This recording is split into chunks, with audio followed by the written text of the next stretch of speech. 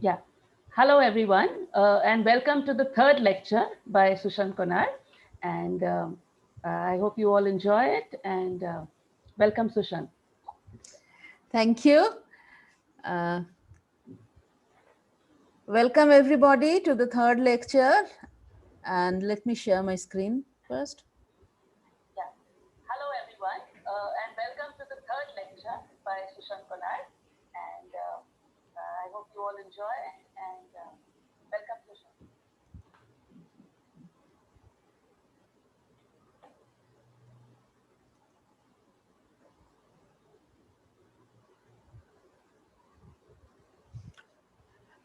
Good morning. So today we will learn about the magnetic field of neutron stars.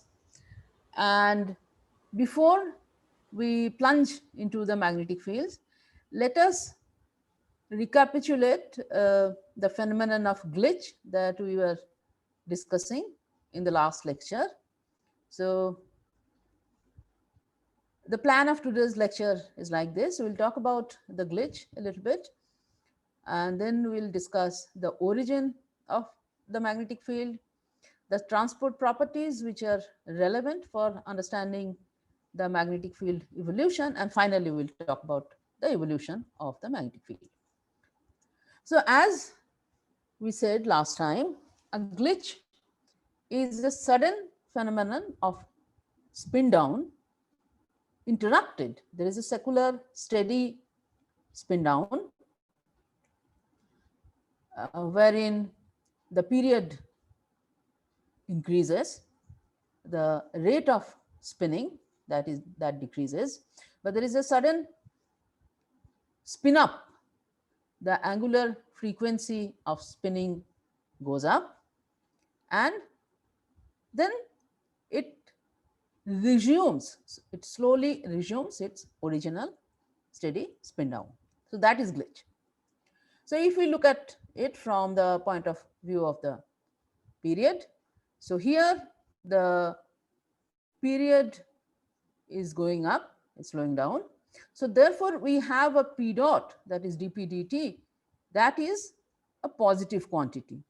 Then we suddenly have a small phase in time where we have p dot, a negative quantity, the spin period decreases, and then it again goes back to its original behavior.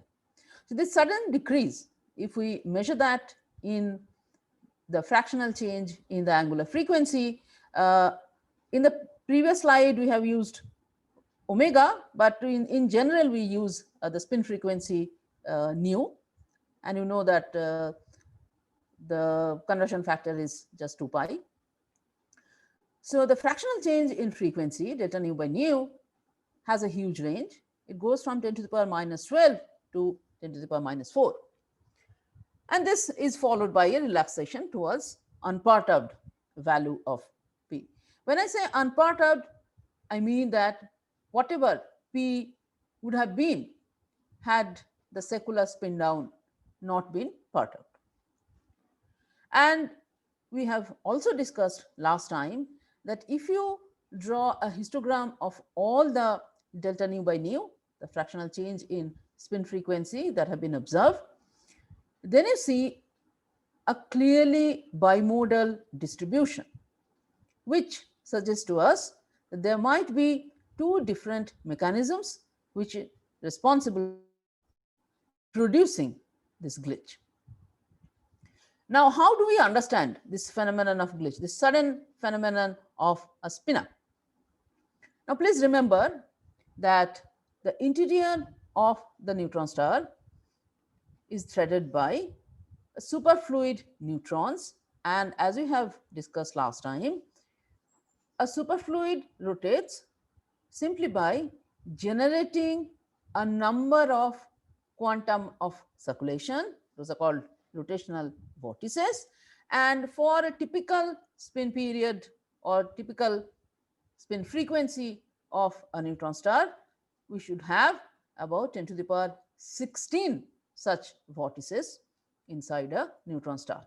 Now, as we said, because of the electromagnetic radiation, which is coming at the cost of the rotational energy, the star is steadily slowing down. Now, when it slows down, when a superfluid slows down, the only way it can slow down is by reducing the number of these vortices, because it cannot continuously slow down like a normal material.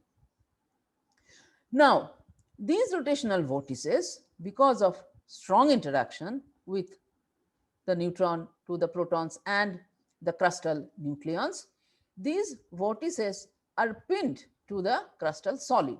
So, therefore, the superfluid cannot simply get rid of these rotational vortices. So, what happens is the star is slowing down. What do I mean by the star is slowing down? It's the solid crust which is slowing down. That's what we are observing. We're observing the star to slow down. So, it's the external part, the outside part, the crustal region of the star, which is a solid, that is slowing down. But the internal superfluid part, that keeps rotating at a previous speed because it has that many rotational vortices inside it.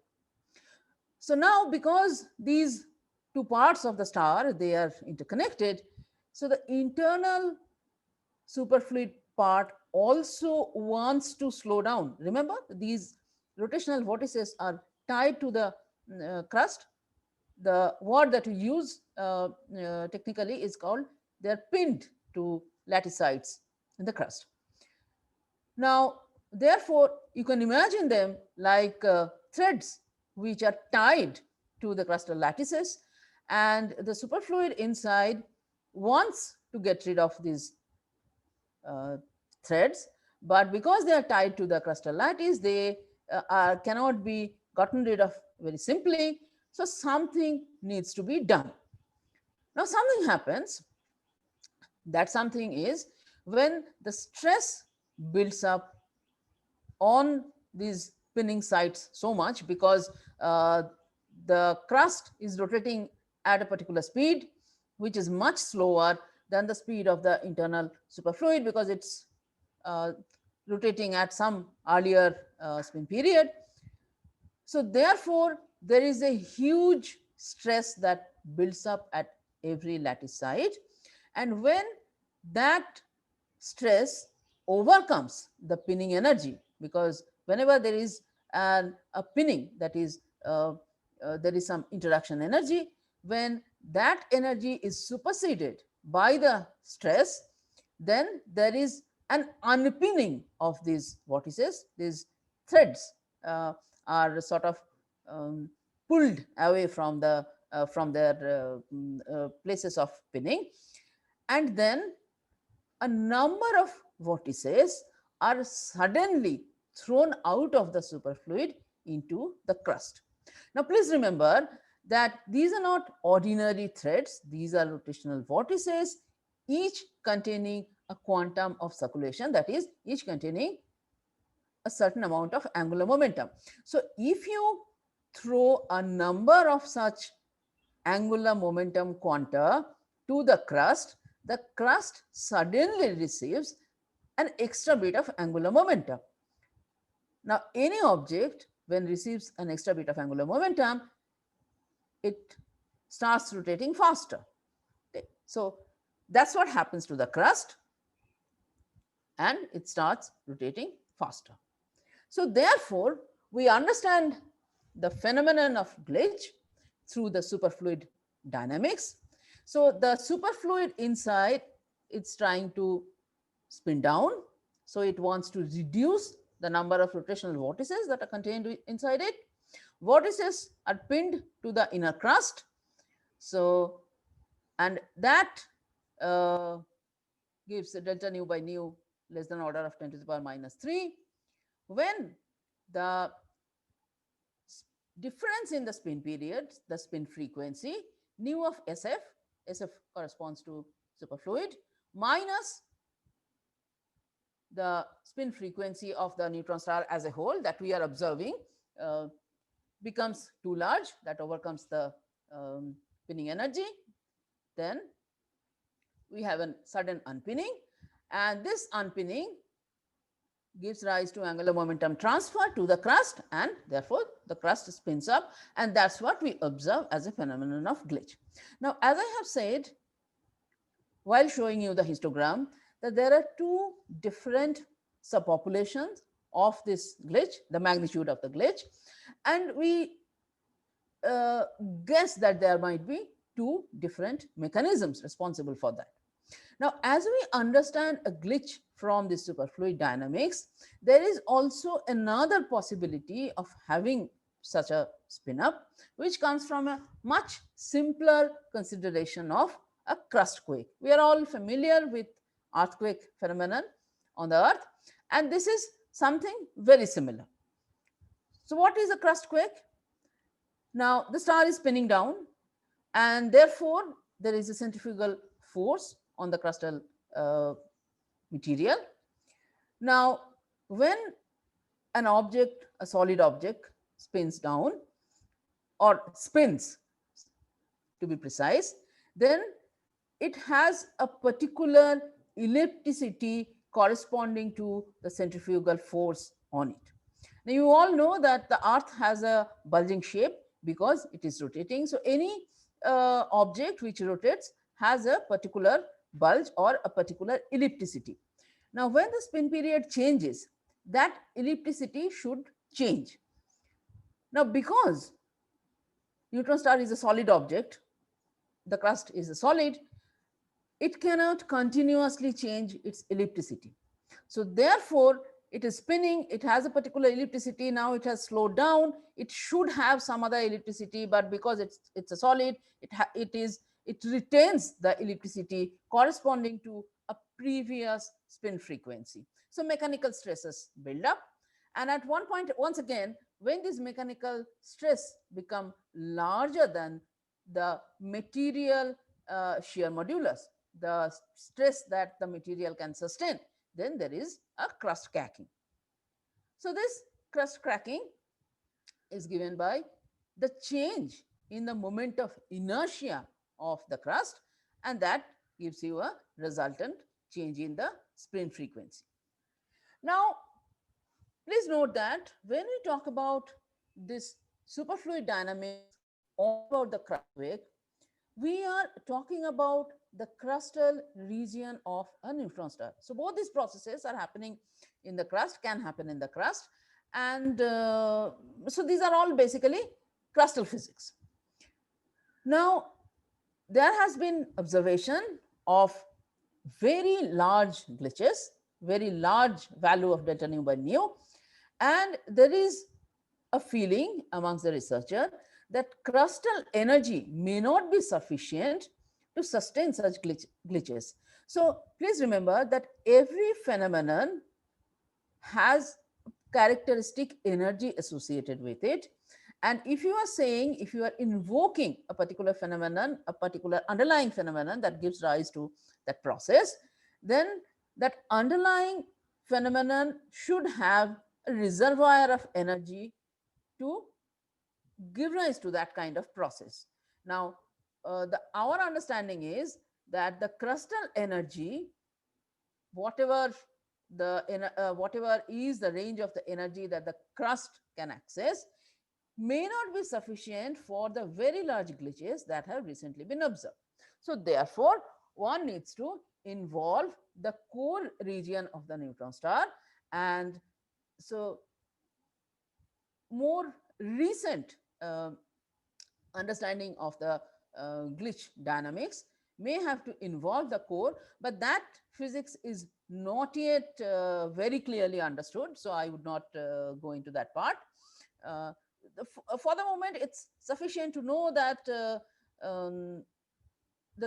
core region of the neutron star may have a significant role to play in the glitch dynamics. Now, something interesting has been seen recently. This is not very recent. As you can see, the paper was written in 2004.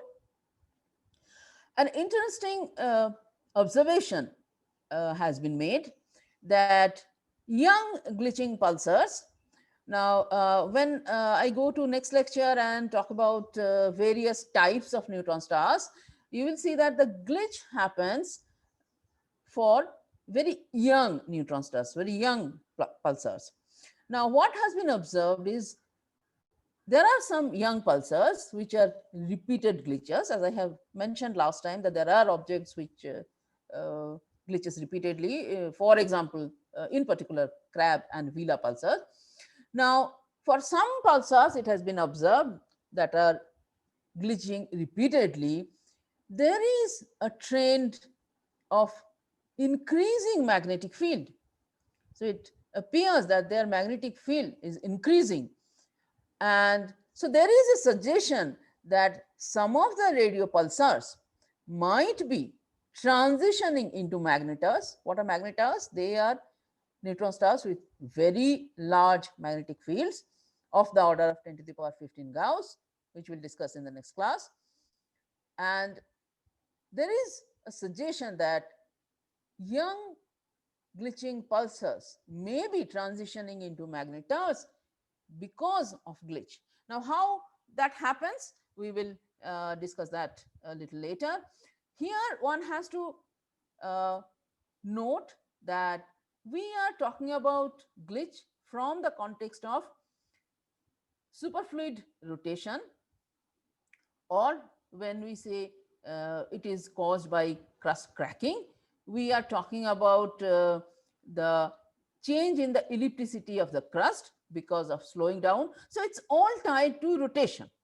And now we are bringing in magnetic field, which may be affected by um, this process of glitch. So you already see a connection between the rotation and the magnetic field. Now, please remember, I have said it a few times that rotation and the magnetic field are two most important parameters of a neutron star, and these are the parameters which basically determine the behavior of a neutron star, the behavior and its evolution in time, all over evolution in time. So we will come back to magnetic field again and again when we discuss the evolution or the behavior of a neutron star. And here you already see that the glitch might be affecting the magnetic field in some way. So now, as a summary of this glitch phenomenon, we see that we still haven't talked about the trigger.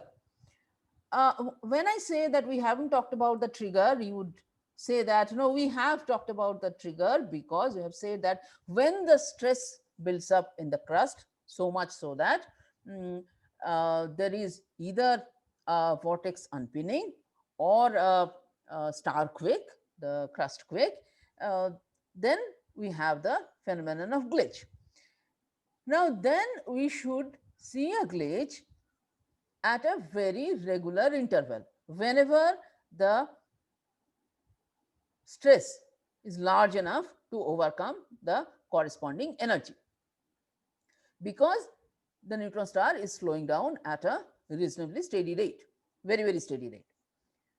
But that does not happen. There is yet no model of glitch which can predict a glitch. Suppose we have an object which is a repeated glitcher. So it glitches every now and then.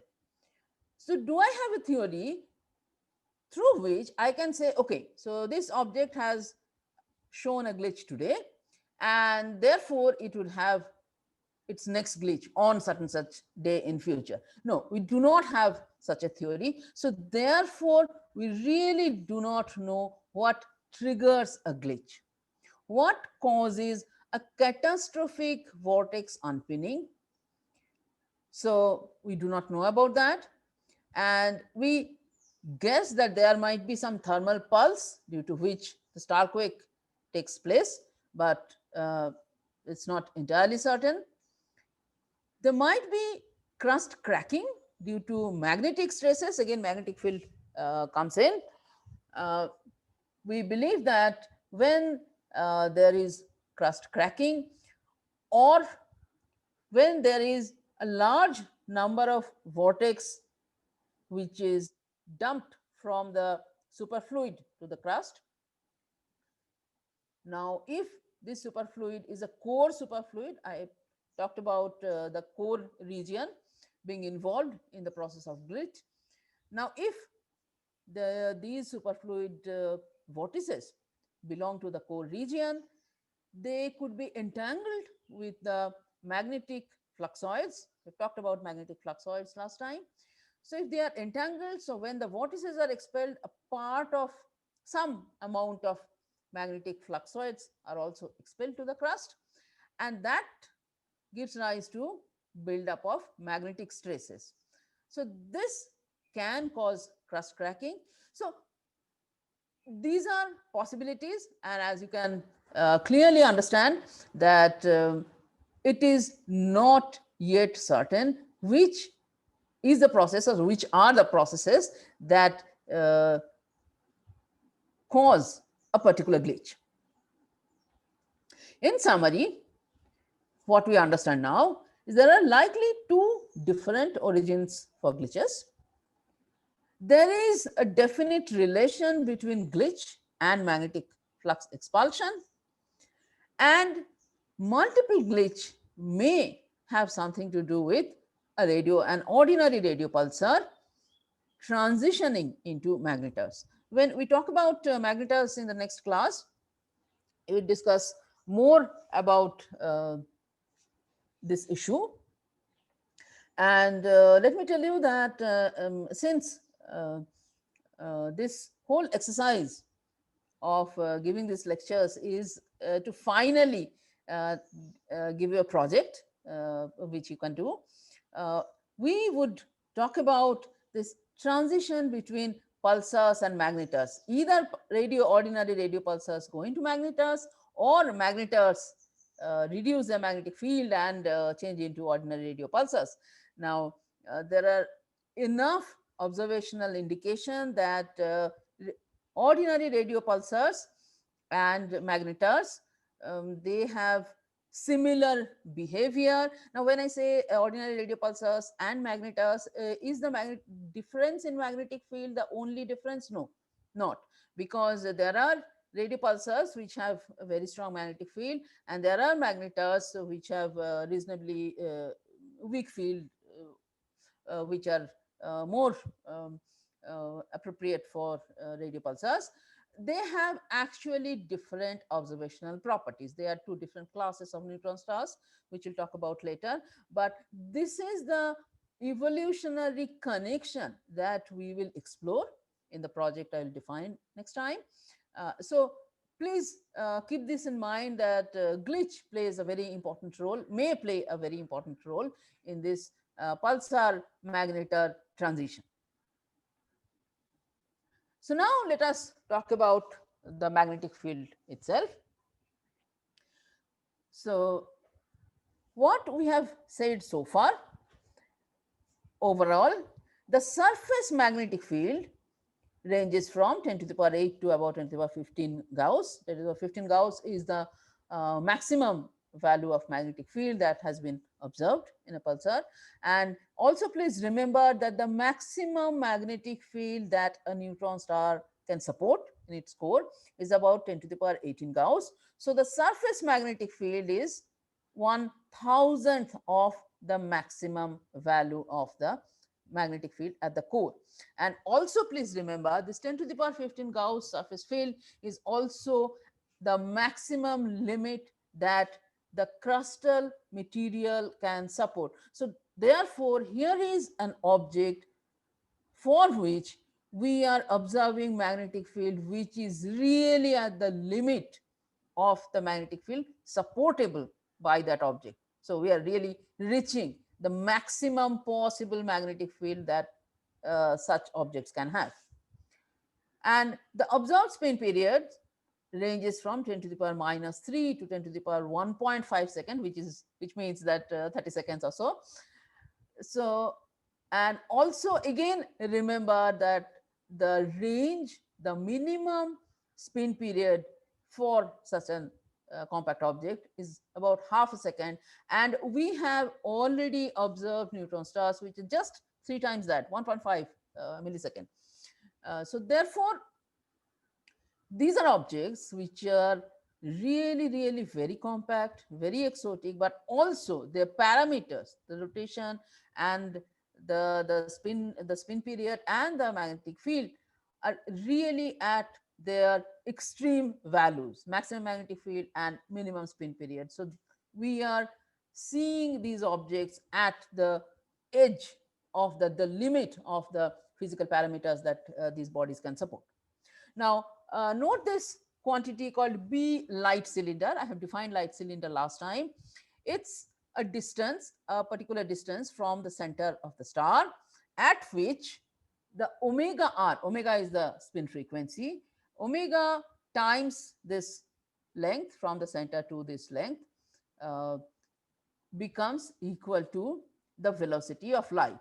And therefore, beyond that, the magnetic field cannot really co-rotate with a neutron star. And if you look at the value of the magnetic field at the light cylinder, that is very important for various physical processes. That has a very wide range, because you see the magnetic field itself has a range from 10 to the power 8 to 10 to the power 15 Gauss, but then spin period also has a huge range from a millisecond to about 10 power, to about 30 seconds. So therefore, the B light cylinder, the value of the magnetic field at the light cylinder has a very wide range, and therefore the relevant processes that happen at light cylinder distance from the star can have a huge range. Now, this is an internal configuration schematics for a magnetic field. Suppose you have a purely dipole field inside a neutron star. That circle is the surface of the neutron star. So therefore, you can have a magnetic field which is a pure dipole, and therefore it would look like this inside. On the other hand, there is a possibility, as I have discussed last time, that the inside superconductor, the inside proton superconductor completely expels the magnetic field. There's a possibility that it does that. And the magnetic field that we see today is generated in the solid crust before it became solid, and it was generated through various mechanisms in the crust, and so therefore the magnetic field is entirely confined to the crust. So there is total absence of magnetic field in the crustal region. This is 1/2 of the cross section of neutron star, and what you see is magnetic field threading the crust this way, and at the surface it matches a dipolar field. So it can be a field configuration of this nature. Now, so far we have talked only about a field which is purely dipolar from the outside. It has been known for a very long time, when people started trying to understand the emission of pulsar. It was already clear that a pure dipolar magnetic field would be difficult to explain pulsar emission. For pulsar emission process to properly work, we need smaller radius of curvature. The moment I say smaller radius of curvature, that means we cannot have a pure dipole. There has to be structures, there has to be higher multipoles present in the magnetic field. And this is a schematic diagram of presence of higher multipoles. Uh, Now, later in the early 2000, we started observing very slow pulsars. And when you have this extremely slow pulsars, to explain their emission mechanism, you realize that in order for these slow pulsars to work, very strong higher multipole moments of the magnetic field are necessary. Now, as of now, the slowest pulsar, the longest spin period of a pulsar is 23.5 seconds. So it's, as I said, it's closer to 30 seconds. So now this pulsar, the fact that it is acting as a pulsar, to explain that emission, we need very, very strong higher multipoles.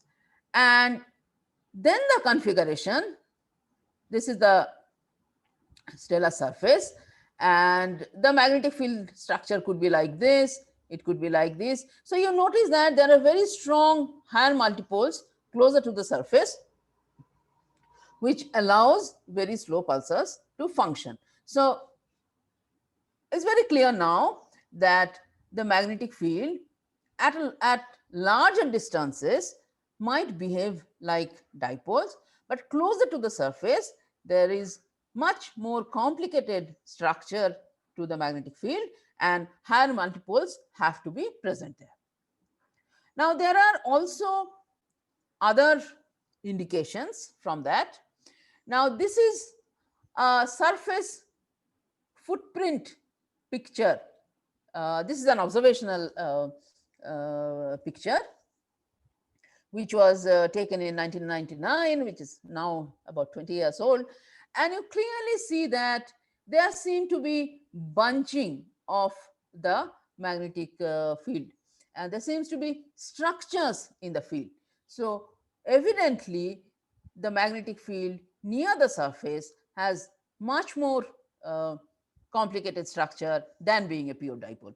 And there are also indications from magnetite activity that there are surface structures to the magnetic field. So now what do we have?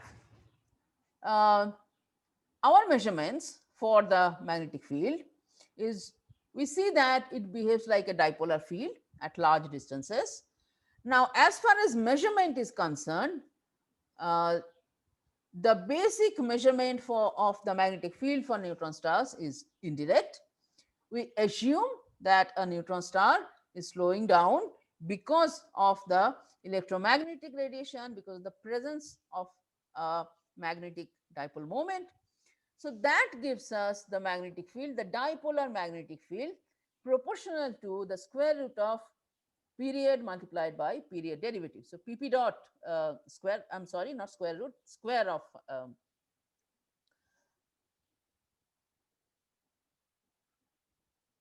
this. Um, so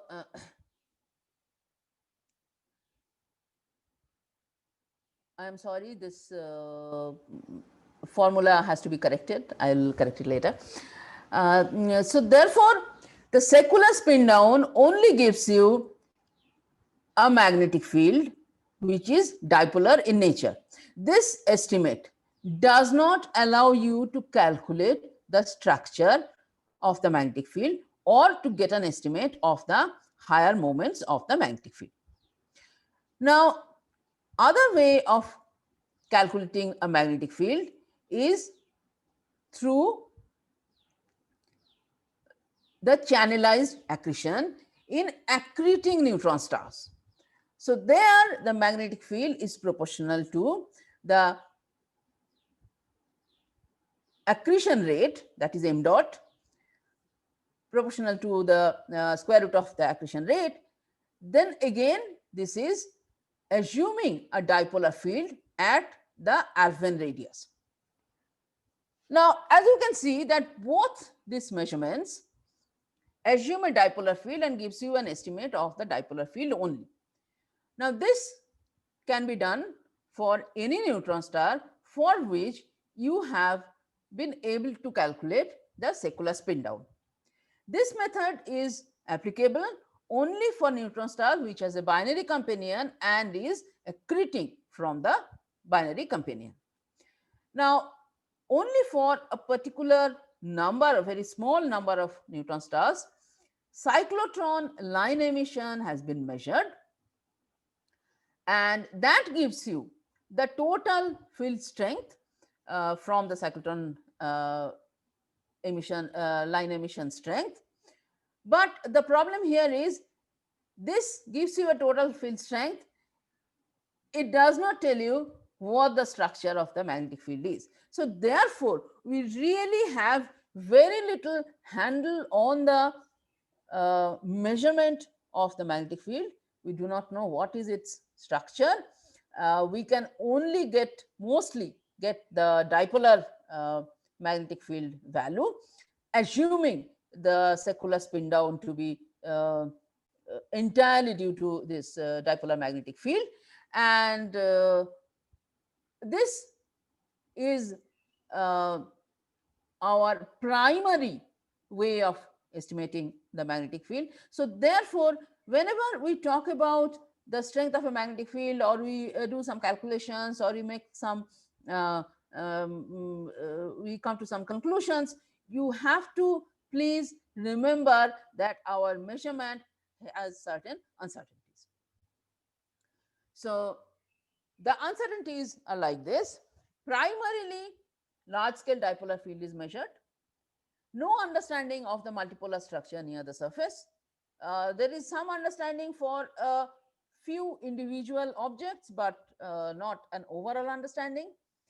And we really have no knowledge of the total field structure of uh, a given neutron star. So now talk about how is this magnetic field generated. It could be a fossil field from the original star which went supernova and the core region collapsed to become a neutron star. So if we can assume flux freezing, whatever magnetic field was there in the core of that pre-supernova star, that magnetic flux was preserved due to supernova explosion. And when it collapsed, so the radius of the progenitor gets collapsed into a compact object which has the radius of the neutron star, which is about 10 kilometer. Then the magnetic field, because of the flux freezing, that is conservation of flux, which will give you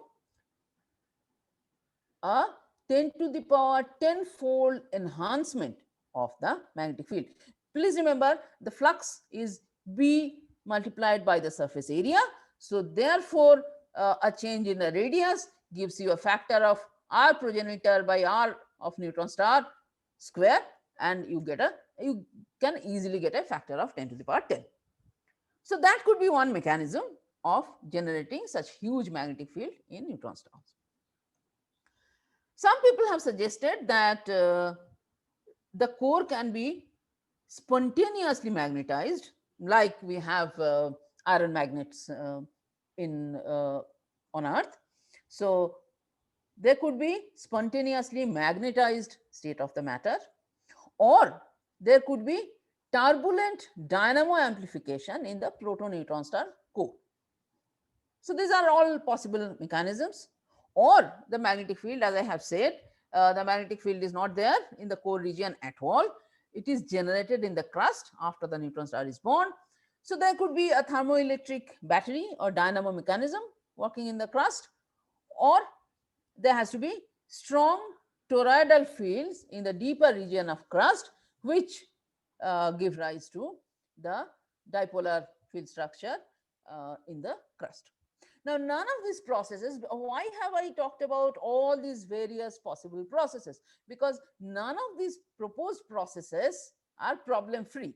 So therefore, it's clear that there is not one single process on which we can all agree upon, because each process, all of these suggested processes have different kind of issues with them. So all of these are talked about at the same time, and any of these processes or combination may be responsible for the generation of the magnetic field. And in summary, we really do not know. Now, the location of the magnetic field, as I have said, there is also a certain uncertainty about that.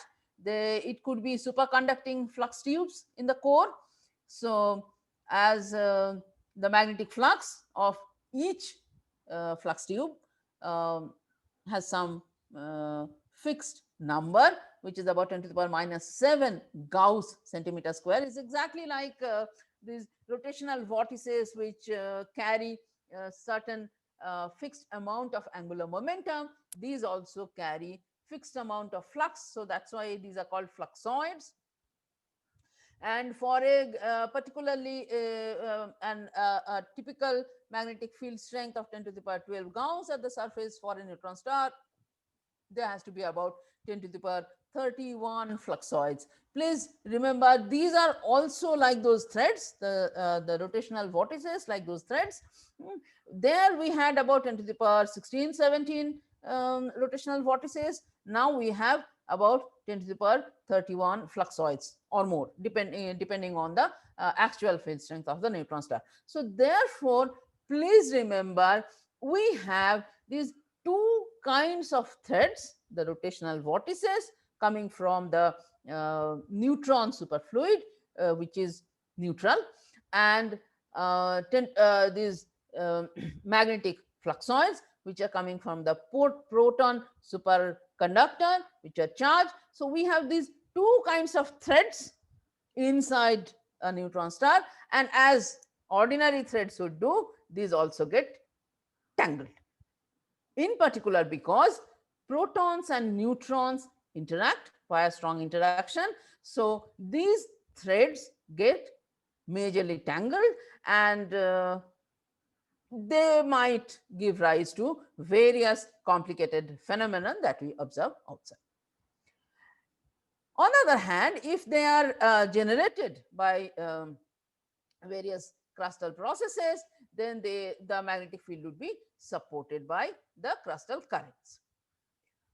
On the other hand, if the core region is not superfluid but a simple neutron proton electron plasma, there could be charged particle currents in the core. So depending on what kind of origin picture you believe in, the location of the magnetic field, the currents that support the magnetic field would be so located. Now, the current understanding of the magnetic field is, more and more people are believing that the magnetic field is probably supported by both crustal currents and superconducting flux tubes. So it's a combination of both. Now, when we talk about the evolution of the magnetic field, as you know from our terrestrial physics understanding, that actual decay or dissipation of the magnetic field happens through ohmic dissipation. It basically, the currents die off because of the resistivity of the material, and such a physics can work only in the metallic crust. Now, why would it not happen in the core region? Because if it is superconducting, of course, there is no dissipation of the currents. The currents would be living forever, and therefore the magnetic field cannot decay in the core region. If the core region is not superfluid, what happens? Even then, for a neutron proton electron plasma in the core at such densities, the conductivity would be so high, or the resistivity would be so low, that the magnetic field would effectively live forever. Why? Because the resistive decay time scale would be much larger than the Hubble time. So it's of no use. So the currents would basically live on forever. So therefore, the actual dissipation or the decay of the magnetic field would only happen in the metallic crust. The crust has a metallic behavior, and why? Because there the conductivities are slightly lower, the resistivity is slightly high. So that's what would finally enable the magnetic field to evolve with time in a neutron star. Now, because we are saying that this crucially depends on conductivity, we must also understand the transport properties of a neutron star. So this is a plot of electrical conductivities. The electrical conductivity is on the y-axis and density on the x-axis. So how the electrical conductivity uh, varies with density, and as you can see that it's very clearly increasing with some the slopes change with the density, etc. But it's basically the electrical conductivity rises with increasing density. And as you can see, as I have already talked about, the core region where the conductivity is so high that the resistive time scales are very, very large. So you would have the core starting from around this density, and the conductivities are reaching really, really high values there.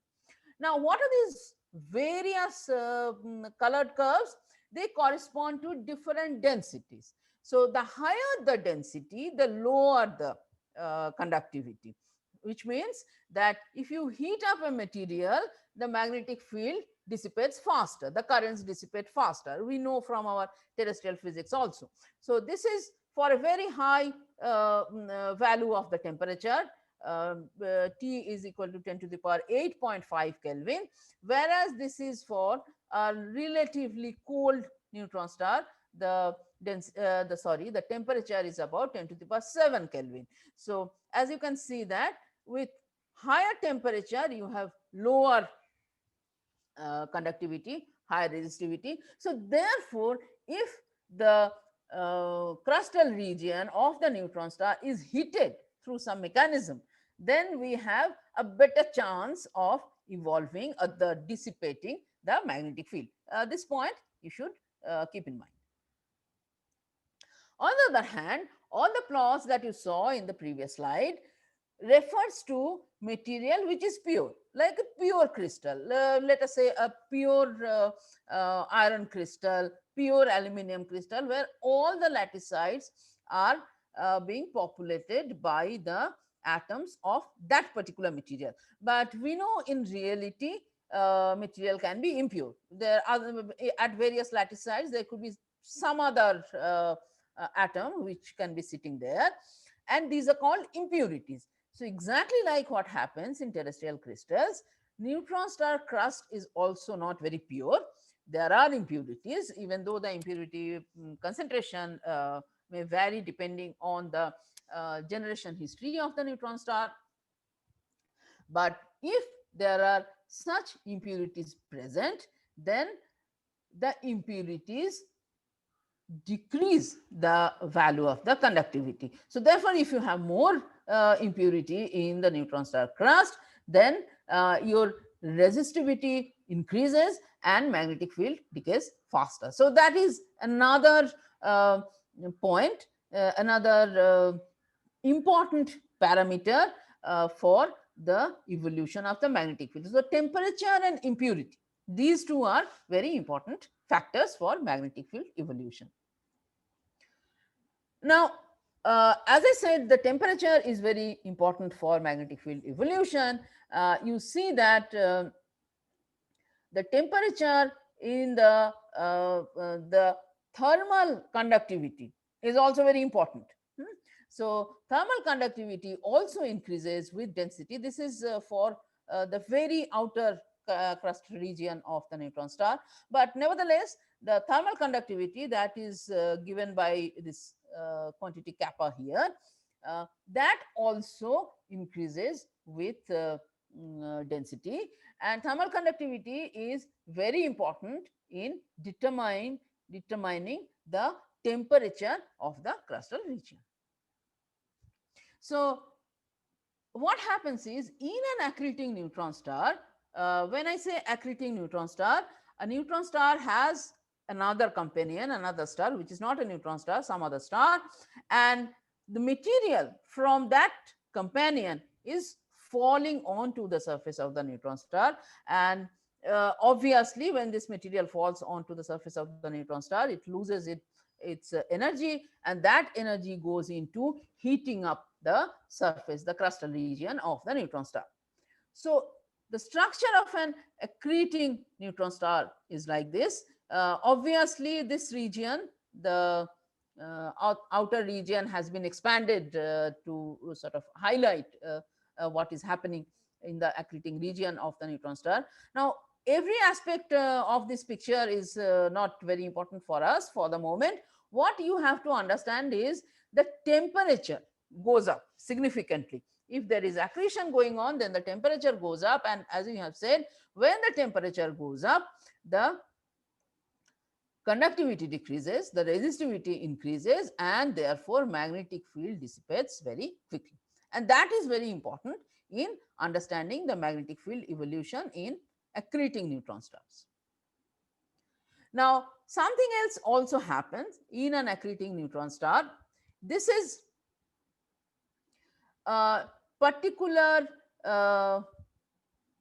plot showing the temperature profile of the inside of a neutron star.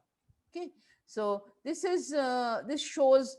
Please ignore various legends. Just concentrate on this yellow curve.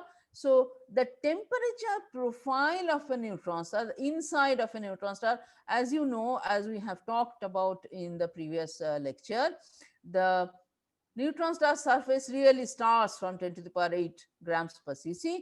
This region is compressed in a few centimeters, so this is not really very important. So from 10 to the power 8 grams per cc up to 10 to the power 14 grams per cc, which is the boundary of the core crust region, uh, the temperature profile is basically flat.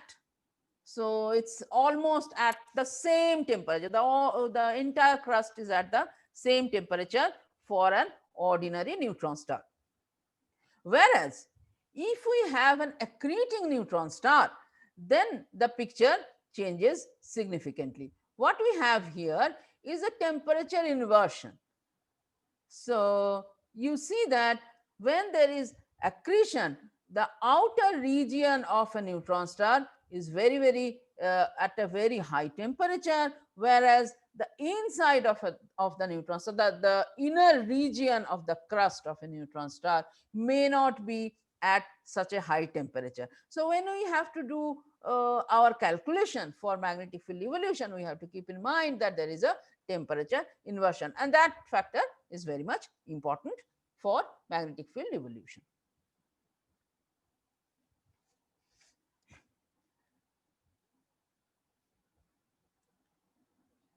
Also, in the accreted crust, what happens is the nature of the material particle changes. Now, when the neutron star is born, when it after a neutron star is born, at particular density, at every specific density, what we have is a nucleus, which is the equilibrium nucleus, at which the energy is minimized. And as I have said in the earlier lecture, that at densities which are very high, corresponding to the crust of the neutron star, the material is extremely neutron rich. So for a given value of Z, the atomic number, the number of neutrons can be very large, and therefore these are very neutron rich nuclei. Now, for given value of a density, such equilibrium nuclides can be calculated, and people have calculated that. But when accretion happens, new and fresh material is dumped onto the surface of the neutron star. Then fresher material comes, and there might be some nuclear reactions on the surface of the material. And then what happens is the material which was on top gets pushed towards the core, and now there is a change in the composition. So therefore the particular atomic nuclei, which would be typically the equilibrium nuclide, may not be the atomic nuclei that you find at a particular given density, because of the process of accretion, pushing of the material towards higher density region, and there might be surface nuclear reactions and also etc. So various processes happening at the time of accretion may change the equilibrium value of the particular nuclide. And the moment we have that change coming in, that also affects the conductivity, the transport properties, and that again in turn affects the magnetic field. So all these are crustal microphysics, which becomes very, very important when we talk about the evolution of the magnetic field. So now let's get to the crux of the story, so to speak. Because why I say this is the crux of the story, because most of the story of the neutron star, what I say, the evolutionary story of the neutron stars, in the next lecture we will see that there are different observational classes of neutron star. We see neutron stars in their different avatars. The different neutron stars behave differently, and therefore we classify them as different types of neutron stars. And most of these neutron star classes are connected to each other through an evolutionary channel. And the main character, the main parameter that determines all this evolution is the magnetic field. So that kind of has the maximum say in over all these evolutionary channels, and therefore understanding the evolution of the magnetic field is very, very important. And so let us start with this basic equation. This is one of the you can obtain this from the Maxwell's equation, and this is known as the induction equation, which gives the time evolution of the magnetic field, which is curl of V cross B, and then there is a curl of 1 over sigma curl of B. Now this is written in CGS units. People who are more conversant in SI units, please convert your equation to your favorite system of units. I am most comfortable in this, and so I have written in CGS units. So now what is this V?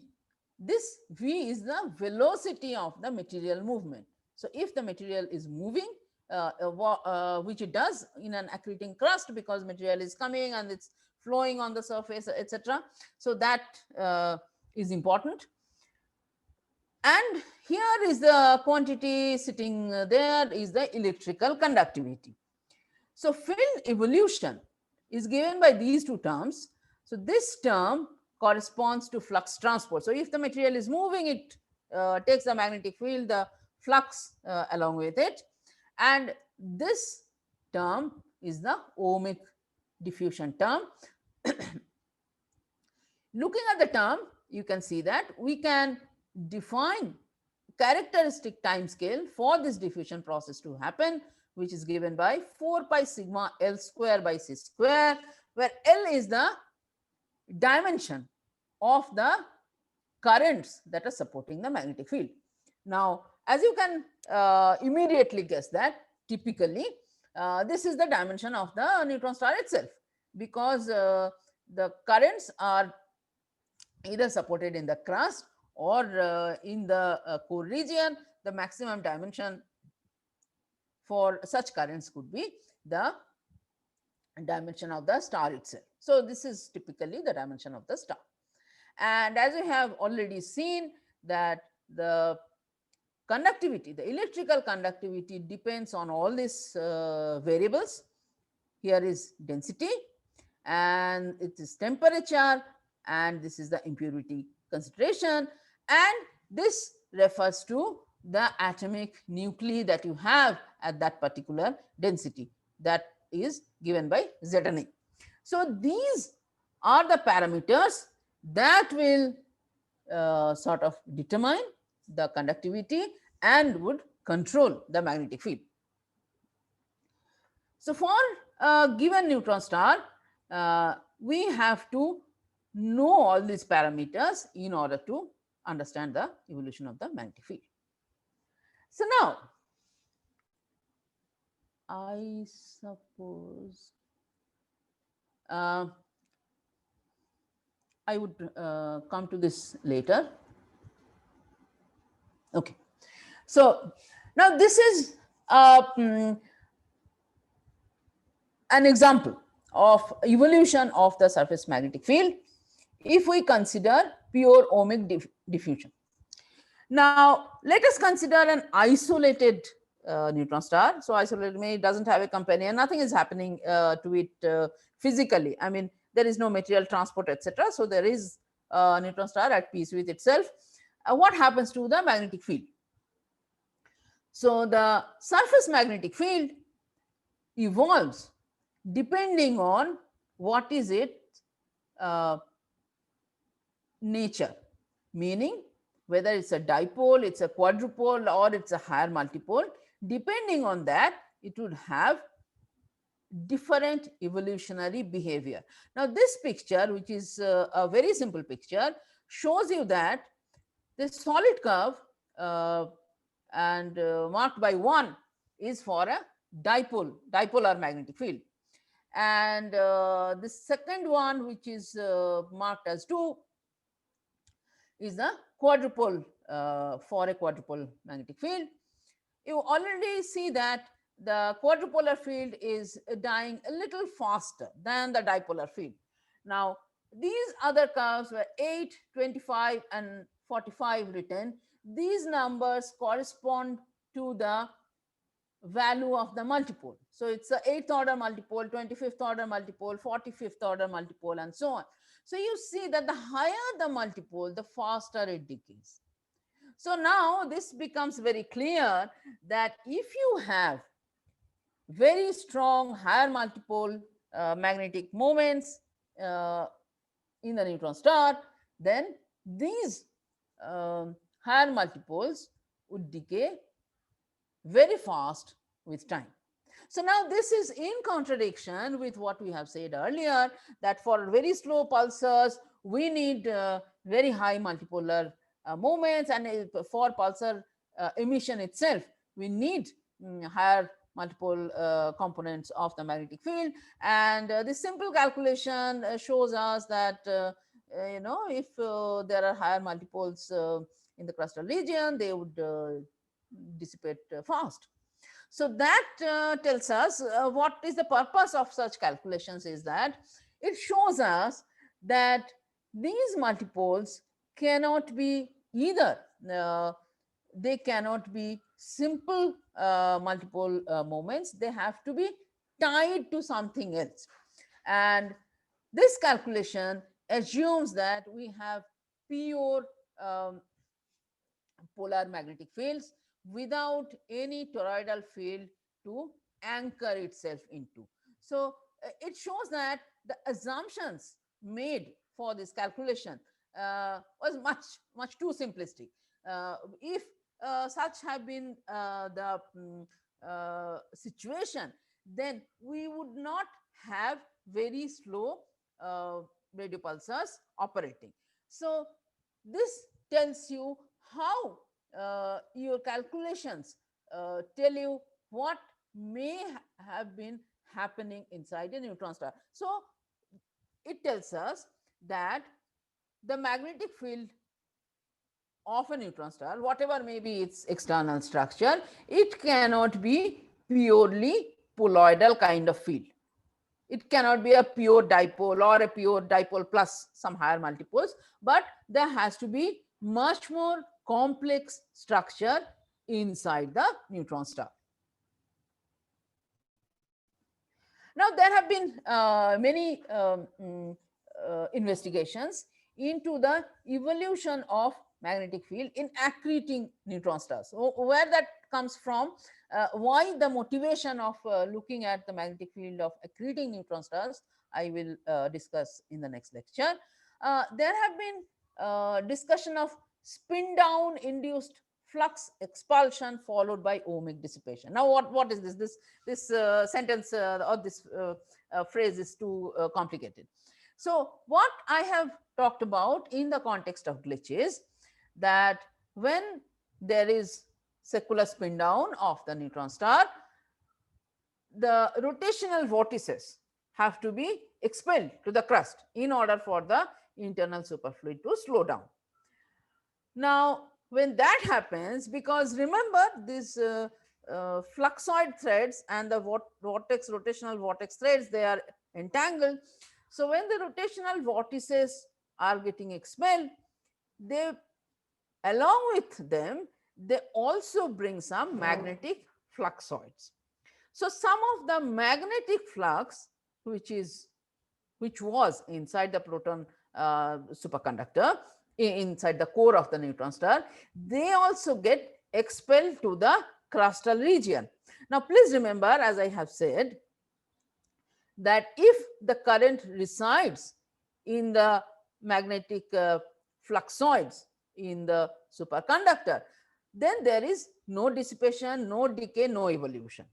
Now, when this flux gets expelled into the crustal region, they are no longer inside a superconductor. So, this magnetic flux gets transferred to crustal currents. And the moment they become crustal currents, then we can turn on our ohmic dissipation mechanism, and then this magnetic field can dissipate. So, this has been explored by various people, in particular by my late friend Jahan Miri, who started this exploration into the flux, the ohmic dissipation of expelled flux. And we understand that this to be a very viable mechanism for magnetic field uh, evolution. And of course, we have seen the enhanced ohmic dissipation in accretion heated crust. As we have said, that the temperature plays an important role. If you have higher temperature, that increases the resistivity of the material and magnetic field dissipates faster. And in accretion, where accretion is happening, the temperature rises and therefore magnetic field decays very faster. Now, there has also been investigation into the screening of the magnetic field. When the accreting process, the process of accretion is happening, material is flowing into the neutron star, that may screen the magnetic field, because what is coming is plasma, and that has diamagnetic properties. So it can kind of bury the magnetic field and completely screen it. And there have been much investigation into that. However, what has been seen later, that such screening may not have any permanent effect. When the process of accretion stops, this magnetic field would re-emerge at a much shorter time scale.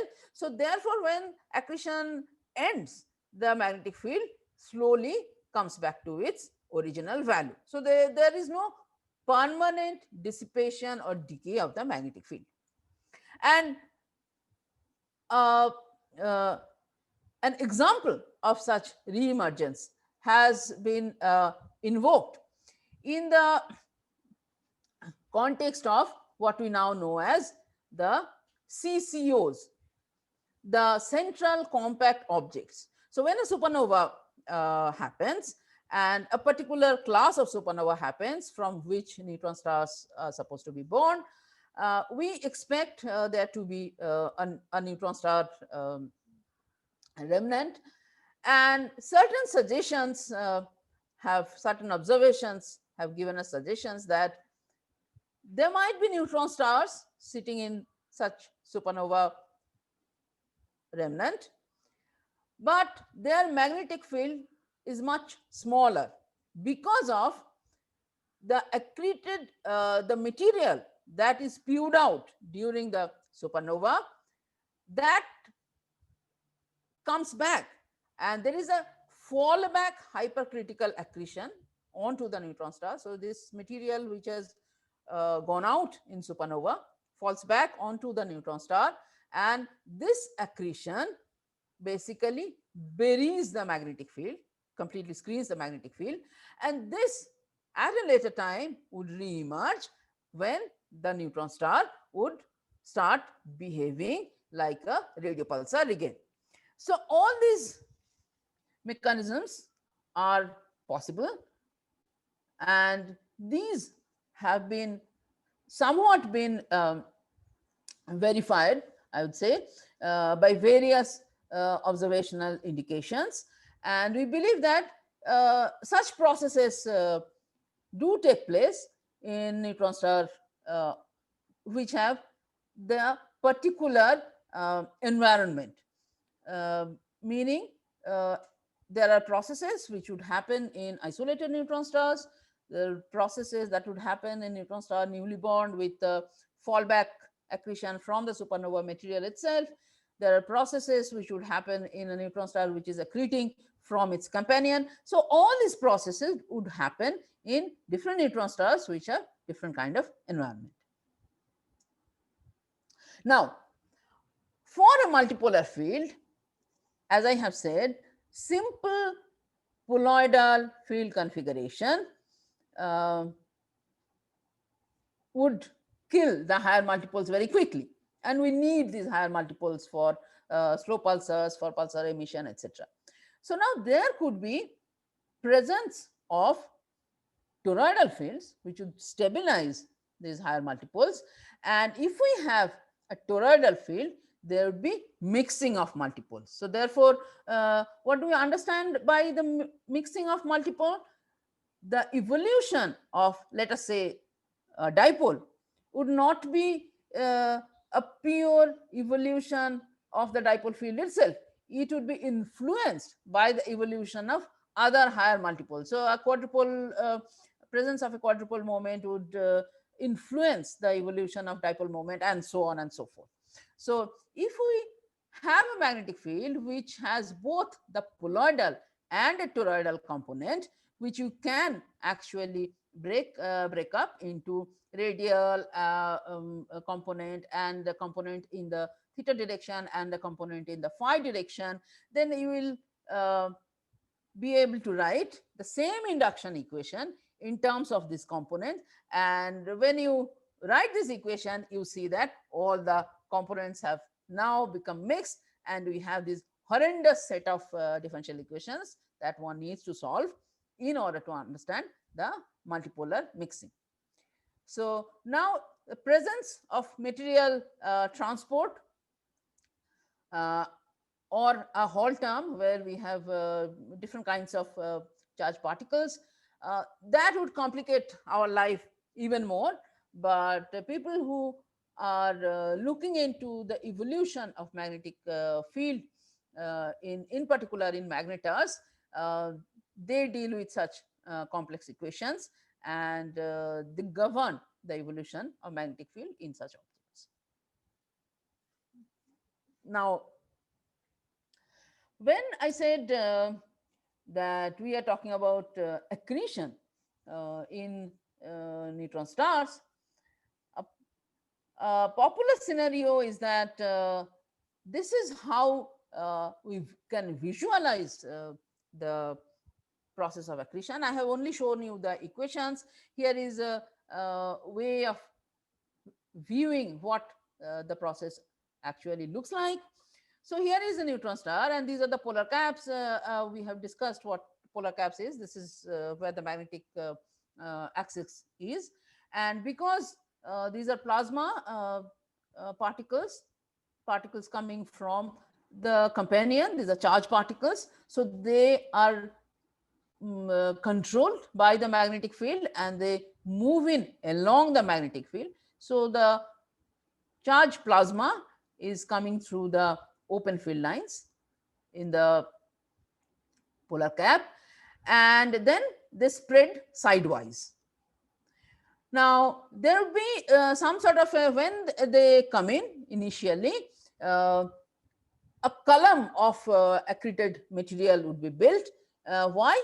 Because the magnetic pressure would be able to support such a column up to certain height. When the height of the column is such that the pressure at the bottom is larger than the magnetic field pressure, then material starts seeping through the magnetic field lines, and then it starts spreading, and it also sinks to the bottom of the column. So this is how magnetic field starts getting modified, because this material that is spreading and sinking at the bottom, they would also drag the magnetic field along it. So magnetic field gets distorted. And one of the effects of the diamagnetic screening that I have already talked about is to distort the magnetic field. So this is a picture of what kind of flow pattern the material can have. As you can see, this is one quadrant of the cross section of a neutron star. So this is where the polar cap is. I have not shown the column. So material starts moving from the bottom of the polar cap. The material is sinking there. So it starts, I'm sorry, it starts moving sideways and it comes to the equator. Please remember, similar amount of material is coming from the other pole also, and they probably meet at the equator and then start moving inside. So there might be a complicated material movement, and finally the material spherically sinks. So the equation of state of a neutron star is such that the heavier it becomes, the more compact it becomes, the radius actually decreases. The heavier the neutron star, the smaller is its radius. So the final effect of accretion, when you are adding material, so therefore the neutron star is becoming heavier. So the final effect of an accretion is for the neutron star to become a little smaller, to shrink. So finally the material would basically radially go inside, and near the surface it might have a complicated movement like this. But please remember, in this schematic diagram, the crustal region, which is actually very, very thin, has been expanded just to show how the material pattern is. Please do not take the numbers on the side very seriously. This entire process happens within maybe this region, right? And then all this process, then how does it affect the magnetic field? As I said, it would distort the magnetic field. So outside it's a dipolar field, but inside the magnetic field can be distorted like this. Okay. So this is just one example of how the magnetic field can be distorted. So the outlook about the multipolar field is there has to be initial toroidal fields for the multipolar fields to exist on long time scale. Generation of higher multipoles toroidal fields are possible by accretion of material flow. So even if the magnetic field started with a particular kind of field configuration, higher multipoles can be generated by accretion of accretion material flow, because it distorts the magnetic field and changes the field structure completely. So the final resultant field structure would come from the observation. So therefore, how the accretion changes the magnetic field is not yet written on stone. We are still looking at various observations and trying to understand how it affects. But the overall understanding is that the process of accretion changes the magnetic field substantially. So the takeaway from this particular lecture is to understand that in the crustal region, where it's a lattice structure, all the magnetic field dissipation happens in the crustal region, and that dissipation is crucially dependent on the temperature of the crustal region and the impurity content, and how the material has been affected by various processes like accretion. So basic evolution, the basic change in the magnitude of the magnetic field happens in the crust. Also, when there is accretion that may distort the field, it may have diamagnetic screening, it may distort the field. So the field structure may also change in the crustal region. Whereas in the interior region, we have the neutron superfluid and proton superconductor vortices, the rotational vortices, and the magnetic flux tubes, which are interconnected, they're tangled with each other. And when a rotational slowdown forces rotational vortices outside of the core region, they would also drag magnetic flux tubes to the crustal region, and that would affect the magnetic field evolution substantially. So, is this complex and interconnected process of rotation and magnetic field that drives the evolution of the magnetic evolution of the neutron star as a whole, and that changes its behavior, its outside behavior, which uh, we see, and we place a neutron star in a particular observational class depending on its outside behavior. And in the next lecture we would learn about these different classes, and now that we sort of have gotten a little understanding of how the magnetic field evolves, we would be able to understand better how one observational class of neutron star, or a particular neutron star from one observational class, can move to another observational class through this evolution. So I would end here today and take the questions, and then continue next week. Thank you very much. Thanks, Sushan. So I think you can see the chat, the questions, right? Yeah, Uh, I'll, just check. okay. Yeah.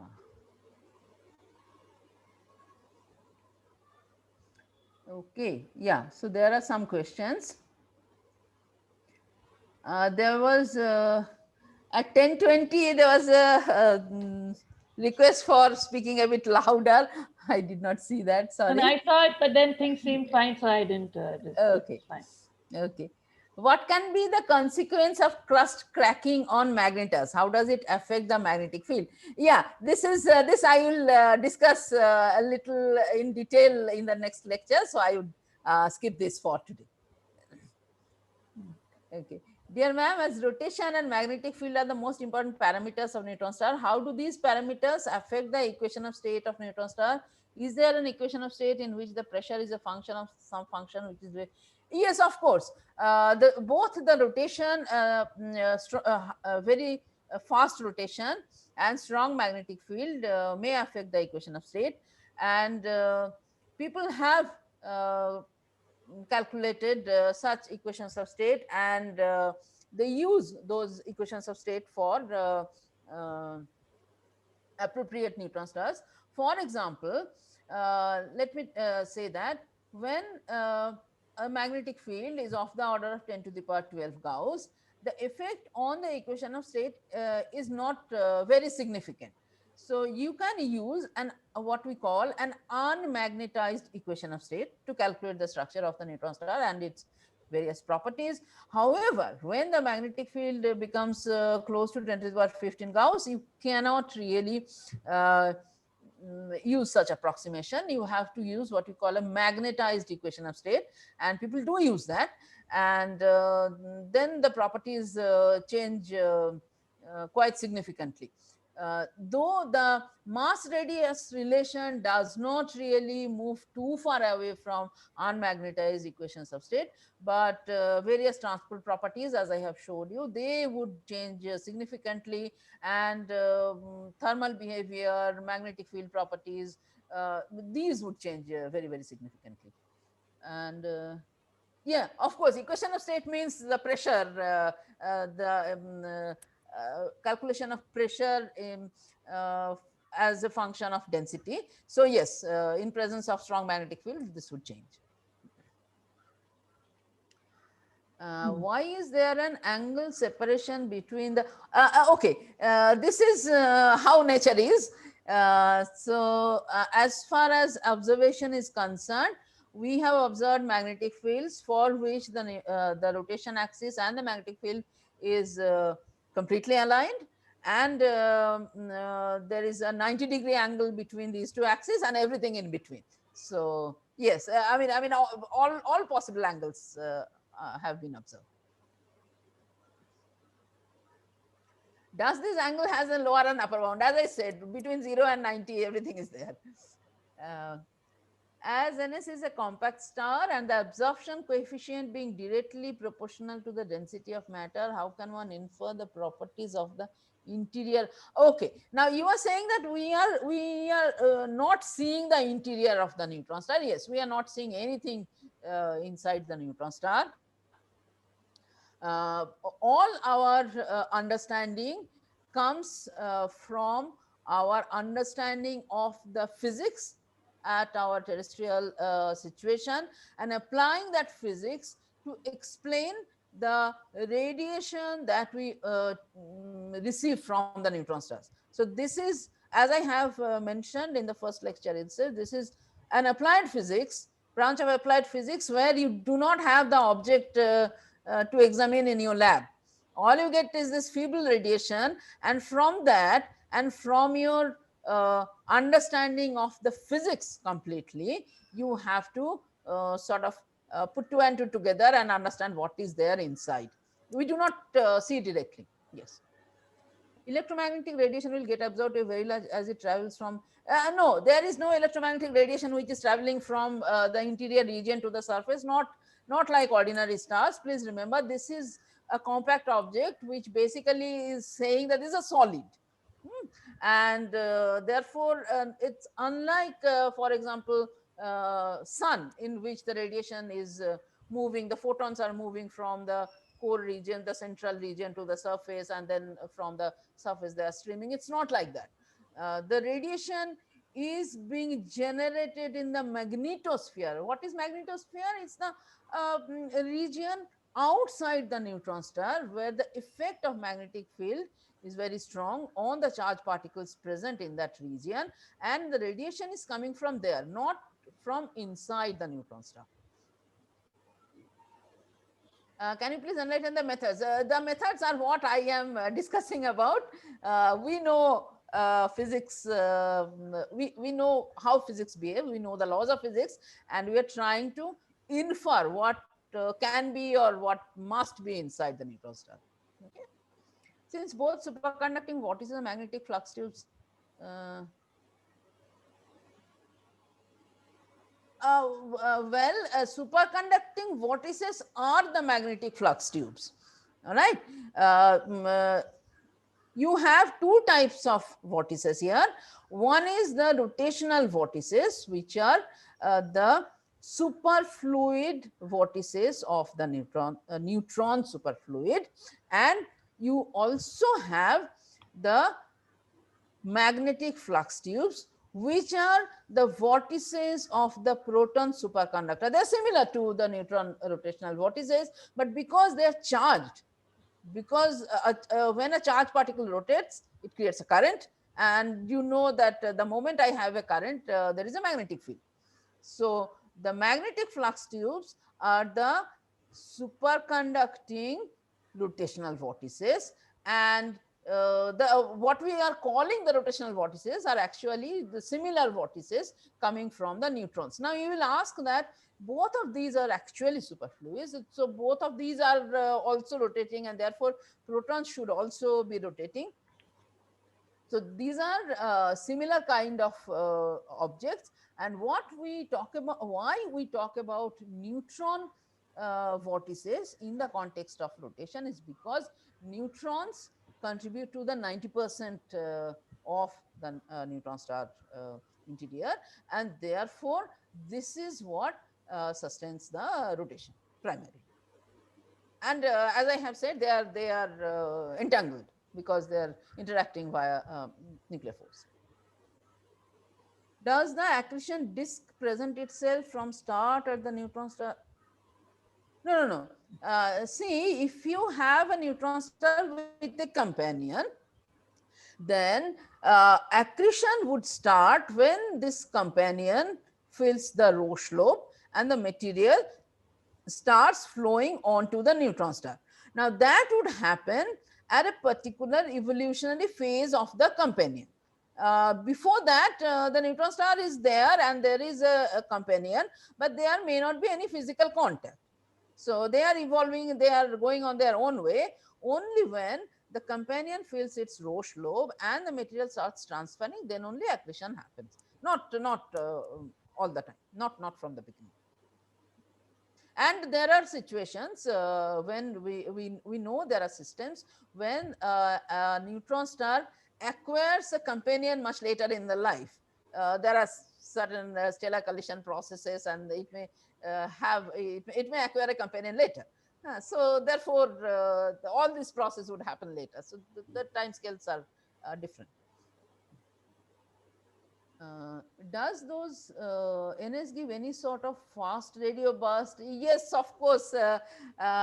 One of the very sort of recent field of neutron star research is looking into fast radio burst, and only very recently we are sort of identifying them with neutron stars. Originally, they were not well understood, and the identification of fast radio bursts with neutron stars is very, very recent, and it's not yet completely understood.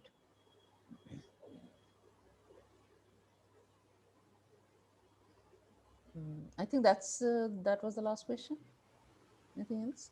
Yeah, Oh no! that's the Oh no! last. No! No! No! Yeah. Okay. There's an reference to slide number 31 of your present. Higher multiple moment, greater is the rate of decay. Can I use the NS to speculate the presence of magnetic monopoles? I do not know how this is related to the picture that you were talking about. Um, Magnetic to have magnetic monopoles, we would have to go into the kind of physics that I have not talked about, and I seriously do not understand the how we can use neutron star to speculate the presence of magnetic monopoles. We are talking about dipoles and higher multiple moments. Somebody is trying to ask Yes, something? ma'am. Yeah, This is Rohit Sachdev, the question. yeah, So please. in that slide, you showed the graph of the higher multipole moments and the rate of decrease of magnetic field. So Yes, various kind of magnetic fields which were related to the dipole and the quadrupole. So yes. is there any kind of magnetic field graph which we don't know about, and then we can speculate maybe there is a monopole magnetic field, something like that, or can a neutron star be used to speculate something like that? No, unless your speculation is grounded in physics, we do not, we do not arbitrarily speculate, right? Okay, so your speculation in physics, even your speculation has to come out of an equation, and the equation that I am using at this moment, basically the Maxwell's equations, magnetic monopole is not coming directly out of that equation, so I would not speculate about magnetic monopole from there. Okay, thanks.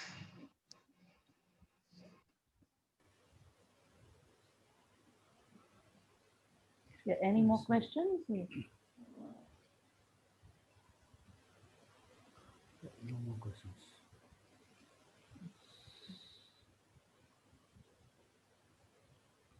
Okay, before we finish, next lecture would be the last one, and in that I would define the project that I have thought about, if some people want to take that up.